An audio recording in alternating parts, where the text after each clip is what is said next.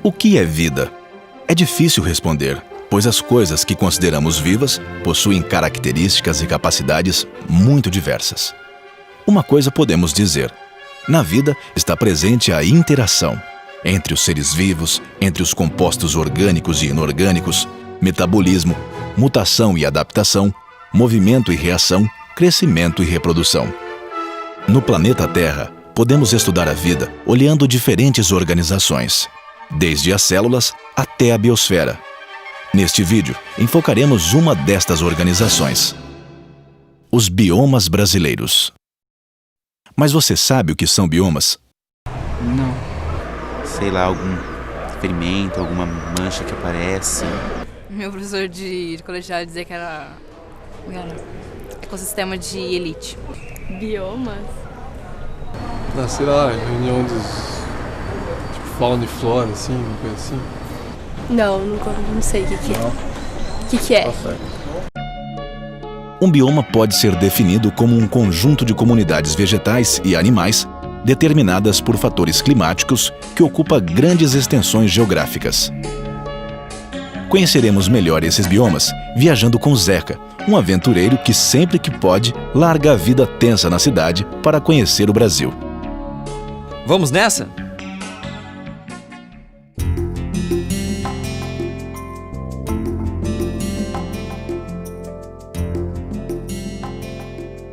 Os Campos Sulinos ocupavam originalmente o estado do Rio Grande do Sul, estendendo-se por países vizinhos como Uruguai e Argentina. É uma região de clima subtropical, com verão quente e inverno bem frio, além de chuvas regularmente distribuídas. O povo daqui de Bagé, no Rio Grande do Sul, me ensinou que a vegetação dos Campos Sulinos é basicamente herbácea, com predominância de gramíneas. Mas existem também arbustos e pequenas árvores que podem ser encontradas em forma de arvoretas, ou agrupadas no que chamamos de capões arbóreos.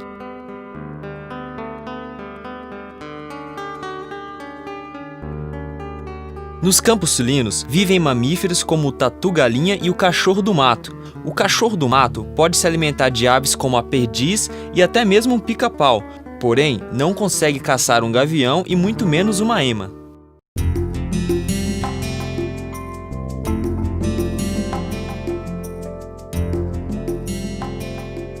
A floresta de araucária ocorre na região sul, em consequência das baixas temperaturas, e na região sudeste, em locais de baixa temperatura devido à altitude elevada. É uma região de clima permanentemente úmido, sem estação seca.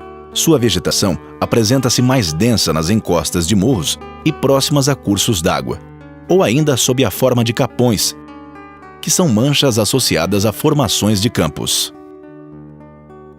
Aqui em Lages, Santa Catarina, deu para perceber que, apesar de predominante, as araucárias, ou pinheiro do Paraná, não são as únicas espécies vegetais dessa região, que é composta ainda pelo podocarpus, a erva mate, a canela e a samambaia-açu, que é a maior samambaia do país. Essas espécies, que precisam de pouca luz para viver, encontram condições ideais sob a sombra da araucária, proporcionada pelo desenho único de sua copa. O pinhão não vem da araucária? A araucária é uma planta dioica, ou seja, existem árvores masculinas e femininas. Seus órgãos reprodutores são os estróbilos. O feminino é maior e o masculino menor. O pinhão é a semente, resultado da fecundação. O pinhão é encontrado nos estróbilos femininos, sendo uma importante fonte de alimento. Animais como a gralha azul e a cutia, ao esconderem as sementes no solo para comer depois, contribuem para a disseminação da araucária. Legal!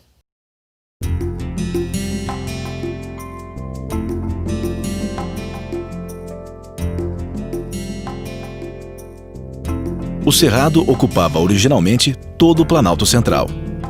Parte de Minas Gerais, São Paulo, Bahia, Maranhão, Piauí, além de manchas menores na Floresta Amazônica e Paraná. É uma região de clima tropical, com uma estação seca bem definida, que cria condições para a ocorrência de fogo. O fogo, juntamente com outros fatores como diferentes tipos de solo e atividades humanas, faz com que o Cerrado assuma fisionomias variadas. Cerradão, Cerrado, Campo Cerrado, Campo Sujo e Campo Limpo. A quantidade de nutrientes do solo e o fogo também influenciam na morfologia de árvores e arbustos. Algumas hipóteses sugerem que as folhas são duras e os troncos têm casca grossa, devido à falta de alguns nutrientes no solo e excesso de outros elementos químicos. Ou que a planta cresce tortuosa por causa dos traumatismos causados por fogo e por animais. Sabe, está escrito no livro de biologia que aqui no Cerrado, como em outros biomas, os animais estão adaptados ao ambiente em que vivem. Aqui em Aporé, Goiás, eu vi um bom exemplo disso. Um lobo-guará, que com suas pernas longas e esguias, movimentava-se melhor para buscar seu alimento nos campos, onde passava a maior parte do tempo. Enquanto o cachorro-vinagre, com suas pernas curtas, caçava de maneira mais eficiente nas regiões de mata.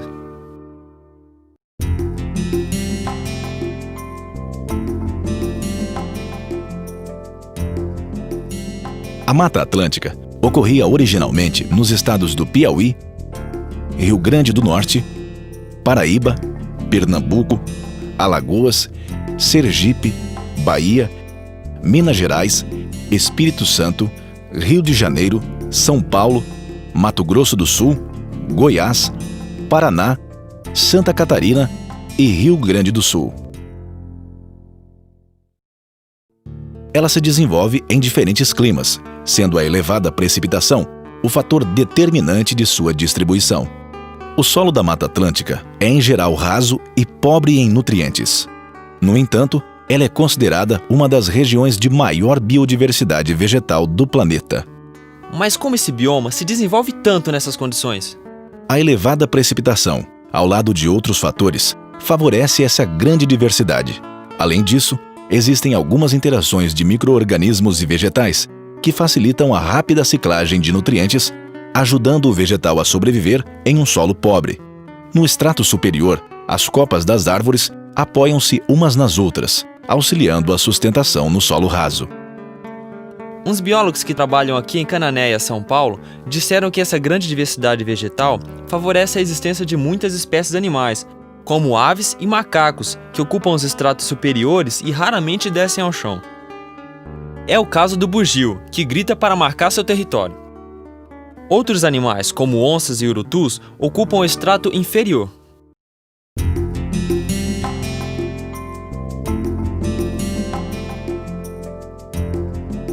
Os biomas costeiros são encontrados ao longo do litoral do Brasil e seus ambientes mais representativos são os mangues e as restingas. Apesar de serem muito diferentes, ambos são influenciados pela salinidade do mar. Os manguezais vão do Amapá a Santa Catarina, ocorrendo em alguns locais onde a água do mar inunda periodicamente o leito dos rios, formando um ambiente salobro. O solo dos mangues é lodoso, com alto teor de sal, grande quantidade de matéria orgânica e pouco oxigenado.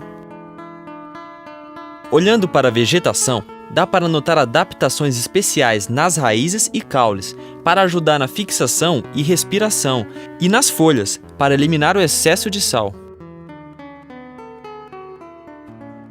Eu vi caranguejos escavando suas tocas, ajudando a oxigenar o solo. Vi também muitos peixes e camarões usando o mangue para desovar, e muitas aves querendo comê-los. As restingas vão do Pará ao Rio Grande do Sul. São regiões de transição entre a Mata Atlântica ou Amazônica e suas respectivas praias. O solo é arenoso, retendo pouca água, pobre em nutrientes e com alta concentração de sal, que vai diminuindo em direção à mata. Aqui as plantas possuem raízes extensas e superficiais que as fixam no solo e aumentam a área de absorção de água. Os animais daqui, devido à variação entre mata, restinga e praia, alojam-se no ambiente em que melhor sobrevivem.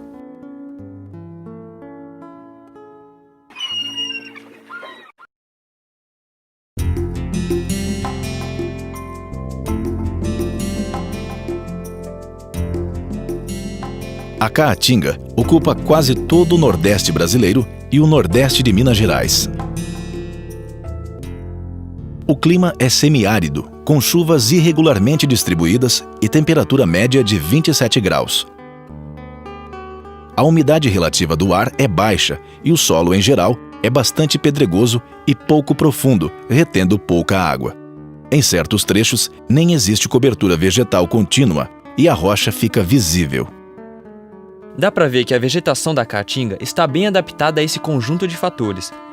Aqui em Acari, no Rio Grande do Norte, eu vi plantas com caules, raízes e outras estruturas subterrâneas que armazenam água e nutrientes. Existem vegetais que não têm folhas, como o mandacaru e o xique-xique, e outros que as perdem durante a seca. Os animais desenvolvem estratégias para viverem nesse ambiente, como os insetos e os anfíbios, que diminuem as atividades nas horas mais quentes, ou como o mocó, que se esconde em buracos no solo ou sob lajes de pedra durante o dia.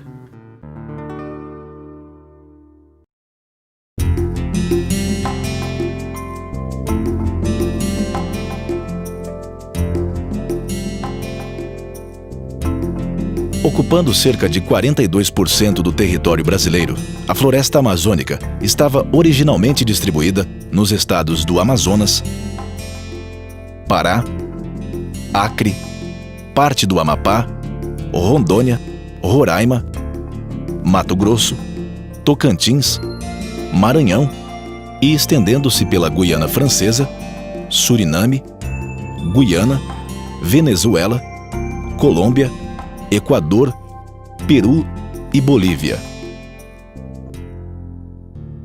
A Amazônia brasileira está em uma região de clima tropical, com temperatura média de 26 graus e com período menos chuvoso, que vai de julho a setembro, e outro mais chuvoso, de dezembro a abril.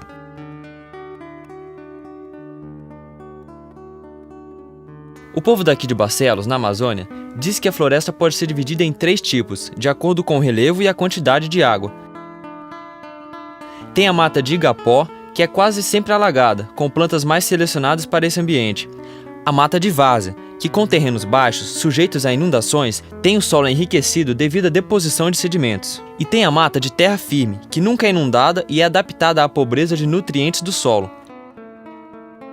É a que ocupa a maior região da floresta e possui as árvores mais altas. A floresta amazônica é bem parecida com a Mata Atlântica e também pode ser dividida em estratos.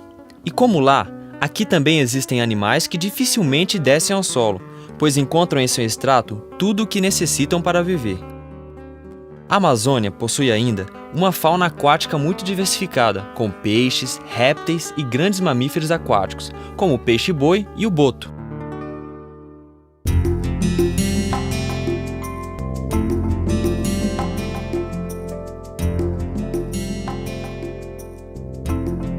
O Pantanal situa-se no Mato Grosso e Mato Grosso do Sul, estendendo-se por países vizinhos como a Bolívia e o Paraguai. Possui clima com estações de chuva e seca bem demarcadas. Nos meses de outubro a março, o rio Paraguai e seus afluentes transbordam, deixando o Pantanal alagado e fertilizando a terra pela deposição de argila, silt e detritos orgânicos. As águas baixam a partir de abril e o solo torna-se seco novamente. A flora e a fauna do Pantanal são influenciadas pelo Cerrado, pela Amazônia e pelos campos sulinos. A vegetação é influenciada pelo tipo de solo, pelo relevo e pelas inundações. Desta forma, misturam-se plantas de cerrado e floresta amazônica, com plantas de regiões alagadas e outras de regiões muito secas. Assim, não deve ser considerado um pântano, como pode ser observado em Cáceres, no Mato Grosso, e em Miranda, no Mato Grosso do Sul. A abundância de vegetais terrestres, aquáticos e de peixes atraem animais de regiões que o cercam.